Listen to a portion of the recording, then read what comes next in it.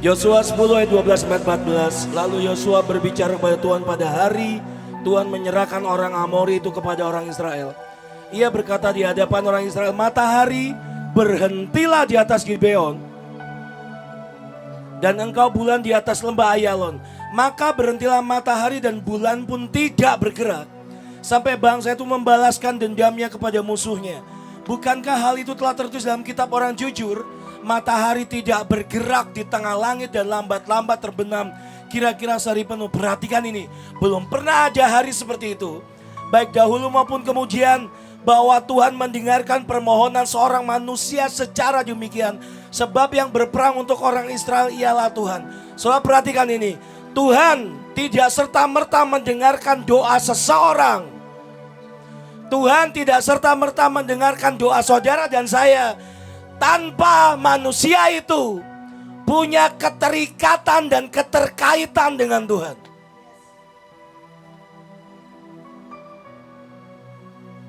Saudara tahu bagaimana Tuhan menjawab doa Joshua? Matahari berhenti, bulan berhenti, dan histori menulis, riset menulis pernah matahari berhenti, bumi berhenti kira-kira 6 jam gak gerak.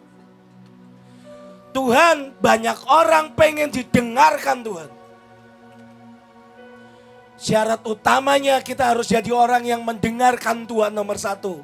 Tapi Tuhan tidak serta-merta mendengarkan seseorang tanpa orang itu punya keterikatan dan keterkaitan dengan Tuhan. Tanpa saudara dan saya mulai hari ini dan sampai 7 tahun, sampai selamanya membangun keterikatan dan keterkaitan dengan Tuhan, saudara dan saya tidak akan pernah jadi seseorang yang didengar Tuhan dan didengar sorga. Hari ini temanya buat saudara dan saya harus upgrade pulang praktek. Kalau saudara dan saya tidak punya keterikatan dengan Tuhan, kita akan dalam masalah yang sangat besar di akhir zaman. Hanya orang yang punya keterikatan dengan Tuhan. Makanya kadang sekian waktu terakhir mungkin sholat sedang banyak dipisahkan. Ada pisau yang sengaja Tuhan dengan sengaja dimasukkan, ditusukkan, dipotongkan. Ada sesuatu yang diambil. Iya, itu supaya saudara dan saya terikat dengan Bapa, Putra dan Roh Kudus. Dan saudara dan saya punya keterkaitan dengan Tuhan. Itu yang terjadi di hidup Joshua. Joshua ada yang dia bangun dengan Tuhan semesta alam. Saudara dan saya harus ada yang saudara dan saya bangun dengan Tuhan. Entah itu bentuknya yang pasti dengan perjalanan. Ini salah satu perjalanan. Tapi bisa jadi dari 100% nilai perjalanan dari perjalanan kapal ini, bisa jadi 80-90%-nya nilainya adalah perjalanannya ibu dengan Tuhan. Karena kita ngikut. Ke depan akan ada kapal-kapal sendiri yang saudara dan saya harus cari. Saudara. Dan itulah yang dibangun Joshua dengan Tuhan semesta alam. Itu adalah kapal-kapal dan perjalanan yang saudara sendiri dengan Tuhan harus bangun. Struggle enggak? Iya struggle. Iya goyang. Iya abu-abu. Iya awannya belum muncul. Tapi surga tidak mungkin mendengarkan seseorang kalau orang itu tidak punya keterikatan dan keterkaitan dengan Tuhan. Joshua memulainya dengan membangun sebuah ikatan dengan Musa. To the point aja surah Kejadian 24 ayat 12, Kejadian 32 ayat 17. So akan tahu bahwa waktu Tuhan meminta Musa naik ke Sinai, Joshua ngikutin. Ngerti gak ngerti ngikutin? Ada konsekuensi, ada bobotnya, ada tanggung jawabnya. Dia ikuti. Saudara akan melihat contoh-contoh perjalanan iman dari para hamba-hamba Tuhan, para pendahulu, atau orang-orang yang sedang jalan dengan Tuhan di atas saudara. Yang dilakukan Joshua, ini orang kelahiran padang gurun bahasa saya. Dia bukan lahir di istana seperti Musa. Kelahiran saudara dan saya di padang gurun itu menolong saudara dan saya untuk jadi orang yang besar. Kenapa? Semuanya diawali dengan proses, perjalanan dengan proses. Dan semua itu menumbuhkan dan melahirkan sebuah keilahian yang dimunculkan dari latihan, dari didikan, dari panas matahari, dari peperangan, dari apapun yang dihadapkan ke saudara dan saya. Kalau saudara sedang di tengah proses, Tuhan sedang berusaha melahirkan Joshua yang mewarisi Musa. Halo. Berhenti merengek-rengek, berhenti menyalahkan siapapun. Tuhan sedang ingin melahirkan Joshua di hidup saudara dan saya. Di Kejadian 24 dan 32 dia ngikutin Musa ke Sinai.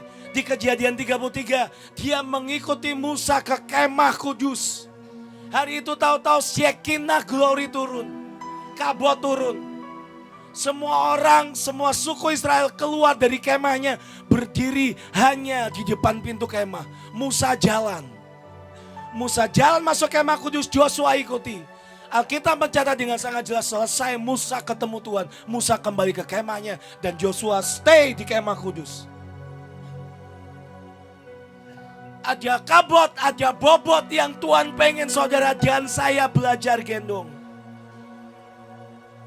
Dan itu adalah proses supaya saudara dan saya dikenal Tuhan. Kenapa? Karena saudara sering muncul di hadapan Tuhan. Waktu yang lain diam di kaki gunung, diam di zona nyaman.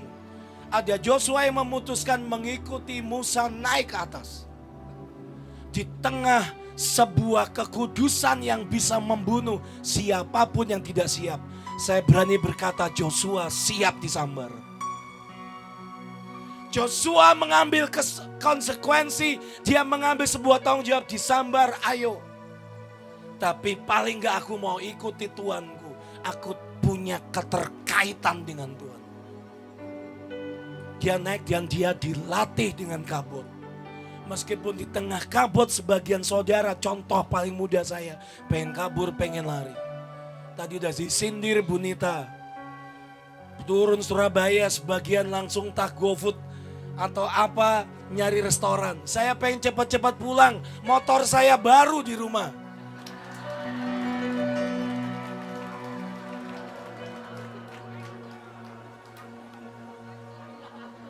Motor saya segede jet ski, serius segede jet ski. Warnanya ungu, kemuliaan. Saya pengen cepat-cepat pulang. Dari tadi saya diam, kemarin saya sampai taruh, saya mohon ampun di hadapan Tuhan. Kadang di tengah kabut masih pengen lihat motor. Yang sama-sama saya katakan heeh. Ya kan? Tapi saudara dan saya latihan kan. Dikasih jadwal, lagi nyanyi lagi, kabut. Dari kemarin tadi pagi kita belum kabut oleh Bu. Ada yang lain enggak? Abot Bu, yang lain oke, saya ngerti. Ini panggilan saya ngerti. Dari kemarin saya diceritain ini, maaf kok jadi curhat ya saudara. Belum. Saya bingung, saya harus lewat pintu mana? Beberapa kakak-kakak saudara saya, kita gabungan aja yuk. Kita jam kita gabungan. Tapi Joshua ngikutin Musa loh saudara. Ngerti nggak ngerti dia ngikutin. Ini suara udah serak-serak banjir, ayo deh. Saya pengen lihat lawatan. Kalau Tuhan saya, pemimpin saya masuk ke tempat kudus, saya mau ikut. Meskipun kadang gagap-gagap, daging dan jiwa ini koyak dan robek, lihat beberapa tak ikutin. Demi apa? Saya mau jadi orang yang punya keterikatan dan keterkaitan dengan Tuhan. Bayangkan ada seseorang ini dengar Tuhan begitu rupa. Karena apa? Orang yang memberi diri ke Tuhan.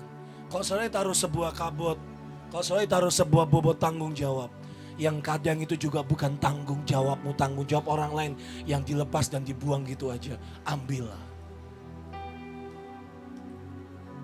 Kalau saudara harus yang disalahkan, harus digendong, harus bayarlah gendonglah. Buat saya lebih baik saya disambar di tengah hadirat Tuhan daripada saya disambar yang lain di luar sana. Saya pilih itu seumur hidup saya. Hanya orang-orang yang punya keterikatan dan keterkaitan dengan Tuhan. Sebentar saja saudara hadapkan dirimu di hadapan Tuhan. Sebentar saya datang di hadapan Tuhan. Semerbak Narwastu.